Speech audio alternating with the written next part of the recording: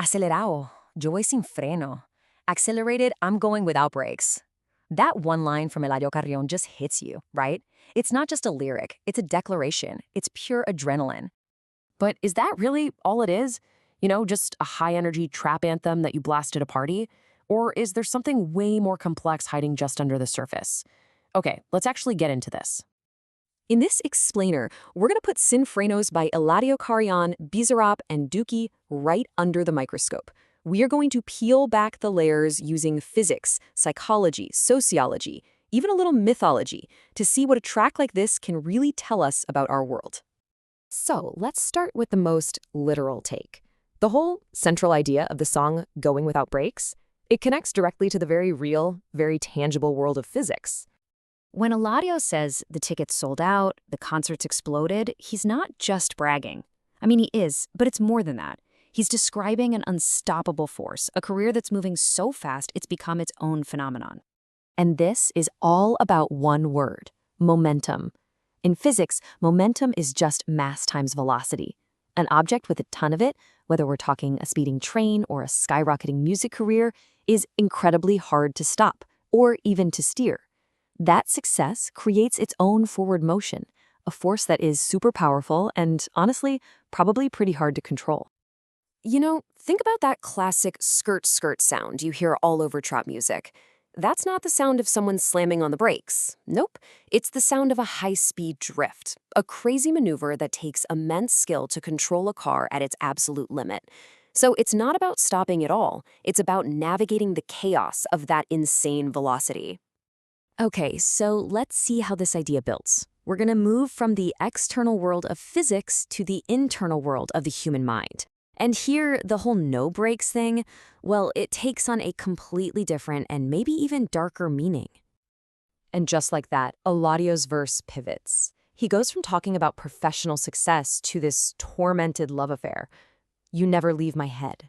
This line is the signal. We've shifted from an unstoppable career to a totally uncontrollable obsession. Psychologically, what he's describing here is a perfect picture of what's called anxious attachment. It's that feeling of always waiting, of being so emotionally impulsive you just act without even thinking about what happens next. In this context, going without brakes means being emotionally reckless, chasing after someone even when you know it's just going to end in pain. And right here, we see the coping mechanism in action. He talks about using a buzo prava, a Prada sweatsuit, basically as a bandage for a petrolastimido, a wounded chest. It's such a powerful metaphor, right? Trying to use the symbols of your success to cover up some really deep emotional pain. Now, this idea of using stuff as a bandage, that's not just a personal quirk. It's a huge social phenomenon. And Dookie's verse, it takes this concept and just blows it up to a societal scale. Dookie just comes right out and says it, making the connection totally explicit. Gastar para no pensarte, which means spending so I don't think of you. The act of buying things becomes a type of escape, a way to numb the exact pain we were just talking about. This is a textbook example of what sociologists call conspicuous consumption. It's this idea that we buy things not just for what they do for us, but to show off our status to everyone else. It's about literally building an identity out of the things you own. And I mean, the song is basically a catalog of these symbols. The diamonds and jewelry, the Ferragamos, that Prada sweatsuit again, the checks that never expire. Look, these aren't just things. They're statements of worth in a world that often lets us swap material wealth for emotional well-being. Okay, for our final layer, we're going deeper. We're going past the physical and the social and into the world of myth. Because the really great artists, they don't just exist in the world, they create their own. Dookie raps bow, arrow, Sagittarius.